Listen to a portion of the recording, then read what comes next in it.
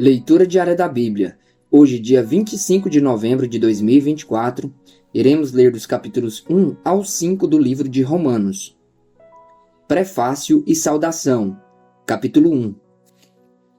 Paulo, servo de Cristo Jesus, chamado para ser apóstolo, separado para o Evangelho de Deus, que ele, no passado, prometeu por meio dos seus profetas nas Escrituras Sagradas.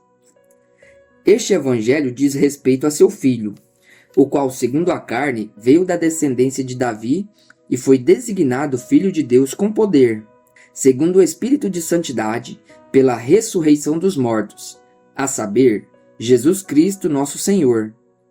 Por meio dele viemos a receber a graça e apostolado por amor de seu nome, para a obediência da fé entre todos os gentios. Entre esses se encontram também vocês que foram chamados para pertencerem a Jesus Cristo. A todos os amados de Deus que estão em Roma, chamados para ser santos. Que a graça e a paz de Deus, nosso Pai, e do Senhor Jesus Cristo estejam com vocês. Paulo ora pelos cristãos de Roma e deseja vê-los. Em primeiro lugar, por meio de Jesus Cristo, dou graças ao meu Deus por todos vocês, porque a fé que vocês têm é proclamada no mundo inteiro. Pois Deus, a quem sirvo em meu espírito, no evangelho de seu Filho, é minha testemunha de como nunca deixo de fazer menção de vocês em todas as minhas orações, pedindo que em algum momento, pela vontade de Deus, surja a oportunidade de visitá-los, porque desejo muito vê-los, a fim de repartir com vocês algum dom espiritual, para que vocês sejam fortalecidos, isto é, para que nos consolemos uns aos outros por meio da fé mútua, a de vocês e a minha. Quero que vocês saibam, irmãos, que muitas vezes me propus a ir visitá-los, no que tenho sido até agora impedido, para conseguir algum fruto igualmente entre vocês, assim como também tenho conseguido entre os outros gentios. Pois sou devedor tanto a gregos como a bárbaros, tanto a sábios como a insensatos. Por isso, quanto a mim, estou pronto a anunciar o Evangelho também a vocês que estão em Roma. O poder do Evangelho. Pois não me envergonho do Evangelho, porque é o poder de Deus para a salvação de todo aquele que crê, primeiro do judeu e também do grego. Porque a justiça de Deus se revela no Evangelho, de fé em fé, como está escrito: o justo viverá pela fé. A injustiça e a impureza dos seres humanos. A ira de Deus se revela do céu contra toda impiedade e injustiça dos seres humanos, que por meio da sua injustiça suprimem a verdade. Pois o que se pode conhecer a respeito de Deus é manifesto entre eles, porque Deus lhe manifestou. Porque os tributos invisíveis de Deus, isto é, o seu eterno poder e a sua divindade, claramente se reconhecem desde a criação do mundo, sendo percebidos por meio das coisas que Deus fez. Por isso, os seres humanos são indesculpáveis, porque, tendo conhecimento de Deus, não o glorificaram como Deus, nem lhe deram graças. Pelo contrário, se tornaram nulos em seus próprios raciocínios, e o coração insensato deles se obscureceu. Dizendo que eram sábios, se tornaram tolos e trocaram a glória do Deus incorruptível por imagens semelhantes ao ser humano corruptível, às aves, aos quadrúpedes e aos répteis. Por isso, Deus os entregou à impureza, pelos desejos do coração deles, para desonrarem o seu corpo entre si. Eles trocaram a verdade de Deus pela mentira, adorando e servindo a criatura em lugar do Criador, o qual é bendito para sempre. Por causa disso, Deus o entregou às paixões vergonhosas, porque até as mulheres trocaram o modo natural das relações íntimas por outro, contrário à natureza. Da mesma forma, também os homens, deixando o contato natural da mulher, se inflamaram mutuamente entre sua sexualidade, cometendo indecência, homens com homens, e recebendo em si mesmos a merecida punição do seu erro. E por haverem desprezado o conhecimento de Deus, o próprio Deus os entregou a um modo de pensar reprovável, para praticarem coisas que não convêm. Estão cheios de todo tipo de injustiça, perversidade, avareza e maldade. Estão cheios de inveja, homicídio, discórdia, engano e malícia. São difamadores, caluniadores, inimigos de Deus, insolentes, arrogantes, orgulhosos, inventores de males, desobedientes aos pais, insensatos, desleais, sem afeição natural e sem misericórdia.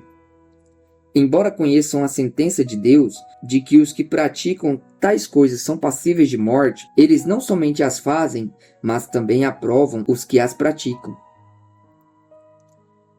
O justo juízo de Deus. Capítulo 2.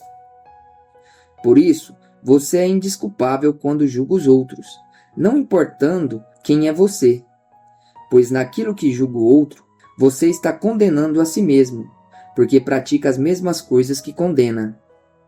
Bem sabemos que o juízo de Deus é segundo a verdade contra os que praticam tais coisas. E você que condena os que praticam tais coisas, mas faz o mesmo que eles fazem, pensa que conseguirá se livrar do juízo de Deus? Ou será que você despreza a riqueza da bondade, da tolerância e da paciência de Deus, ignorando que a bondade de Deus é que leva você ao arrependimento? Mas, por ser teimoso e ter um coração impenitente, você acumula contra si mesmo ira para o dia da ira e da revelação do justo juízo de Deus, que retribuirá a cada um segundo as suas obras. A vida eterna aos que, perseverando em fazer o bem, procuram glória, honra e incorruptibilidade, mas ira e indignação para os egoístas, que desobedecem à verdade e obedecem à injustiça. Tribulação e angústia virão sobre todo aquele que faz o mal, ao judeu primeiro e também ao grego. Mas haverá glória, honra e paz a todo aquele que pratica o bem, ao judeu primeiro e também ao grego, porque Deus não trata as pessoas com parcialidade. Assim, todos os que pecaram sem lei, também sem lei perecerão, e todos os que pecaram sob a lei serão julgados pela lei.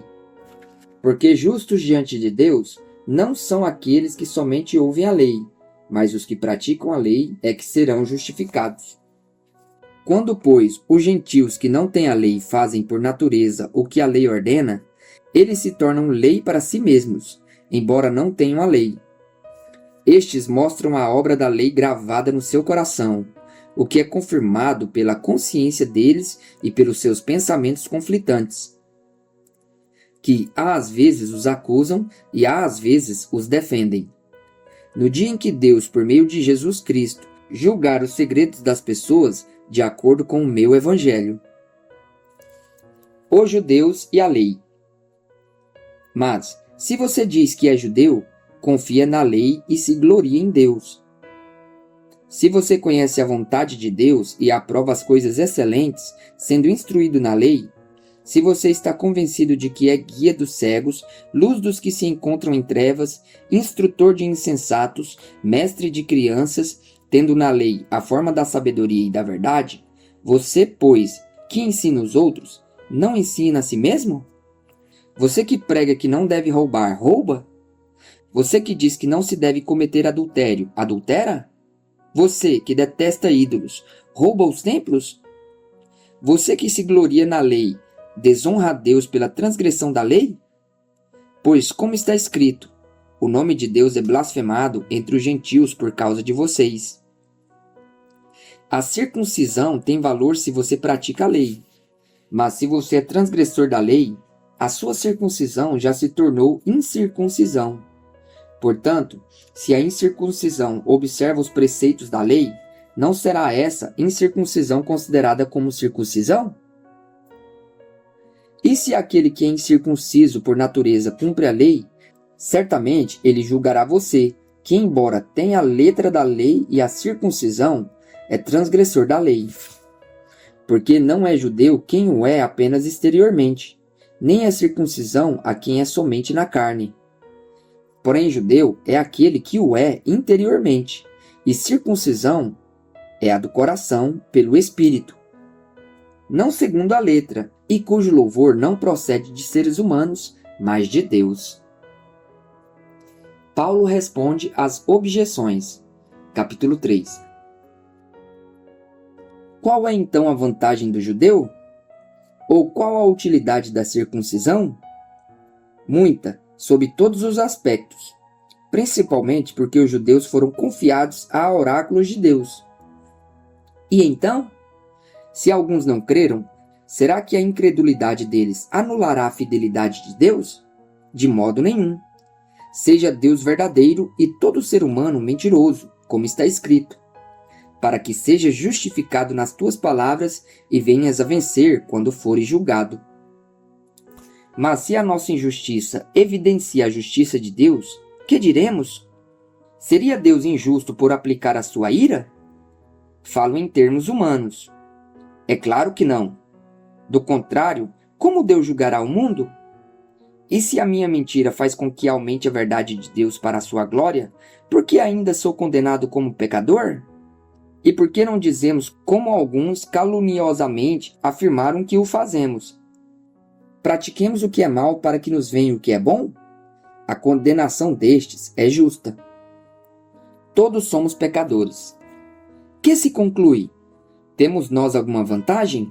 Não, de forma nenhuma, pois já temos demonstrado que todos, tanto judeus como gregos, estão debaixo do pecado, como está escrito. Não há justo, nenhum sequer. Não há quem entenda. Não há quem busque a Deus. Todos se desviaram e juntamente se tornaram inúteis. Não há quem faça o bem. Não há nenhum sequer. A garganta deles é sepulcro aberto. Com a língua enganam. Veneno de víbora está nos seus lábios. A boca eles a têm cheia de maldição e amargura. Os seus pés são velozes para derramar sangue. Nos seus caminhos há destruição e miséria. Eles não conhecem o caminho da paz. Não há temor de Deus diante de seus olhos. Ora, sabemos que tudo o que a lei diz é dito aos que vivem sob a lei, para que toda a boca se cale e todo mundo seja culpável diante de Deus. Porque ninguém será justificado diante de Deus por obras da lei, pois pela lei vem o pleno conhecimento do pecado. A justificação pela fé em Jesus Cristo. Mas agora, sem lei, a justiça de Deus se manifestou, sendo testemunhada pela lei e pelos profetas. É a justiça de Deus mediante a fé em Jesus Cristo, para todos e sobre todos os que creem. Porque não há distinção, pois todos pecaram e carecem da glória de Deus, sendo justificados gratuitamente por sua graça, mediante a redenção que há em Cristo Jesus, a quem Deus apresentou como propiciação no seu sangue, mediante a fé. Deus fez isso para manifestar a sua justiça, por ter ele, na sua tolerância, deixado impunes os pecados anteriormente cometidos, tendo em vista a manifestação da sua justiça no tempo presente, a fim de que o próprio Deus seja justo e o justificador daquele que tem fé em Jesus. Onde fica então o orgulho? Foi totalmente excluído. Por meio de que lei? A lei das obras? Não. Pelo contrário, por meio da lei da fé. Concluímos, pois, que o ser humano não é justificado pela fé, independentemente das obras da lei. Ou seria Deus apenas Deus dos judeus? Será que não é também Deus dos gentios? Sim, também dos gentios, visto que Deus é um só, o qual justificará o circunciso a partir da fé e o incircunciso por meio da fé. Anulamos então a lei por meio da fé? De modo nenhum. Pelo contrário, confirmamos a lei. Abraão foi justificado pela fé. Capítulo 4. Que diremos então a respeito de Abraão, nosso pai segundo a carne? O que foi que ele conseguiu? Porque se Abraão foi justificado por obras, tem do que se orgulhar, porém não diante de Deus. Pois, o que diz a Escritura? Ela diz: Abraão creu em Deus e isso lhe foi atribuído para a justiça. Ora, para quem trabalha, o salário não é considerado como favor, mas como dívida. Mas para quem não trabalha, porém crê naquele que justifica o ímpio, a sua fé lhe é atribuída como justiça. E é assim também que Davi declara ser bem-aventurado aquele a quem Deus atribuiu justiça, independentemente de obras. Davi disse: Bem-aventurados aqueles cujas transgressões são perdoadas e cujos pecados são cobertos. Bem-aventurado aquele a quem o Senhor jamais atribuir pecado. Esta bem-aventurança vem apenas sobre os circuncisos, ou será que ela vem também sobre os incircuncisos? Porque dizemos: a fé foi atribuída a Abraão para a justiça. Como, pois, lhe foi atribuída? Estando ele circuncidado ou sendo ainda incircunciso? Não foi no regime da circuncisão, mas quando ele ainda não havia sido circuncidado. E Abraão recebeu o sinal da circuncisão como selo da justiça da fé que teve quando ainda não havia sido circuncidado. E isto para que ele viesse a ser o pai de todos os que creem, embora não circuncidados, a fim de que a justiça fosse atribuída também a eles. Ele é também pai da circuncisão, isto é, daqueles que não são apenas circuncisos, mas também andam nas pisadas da fé que teve Abraão, nosso pai, antes de ser circuncidado.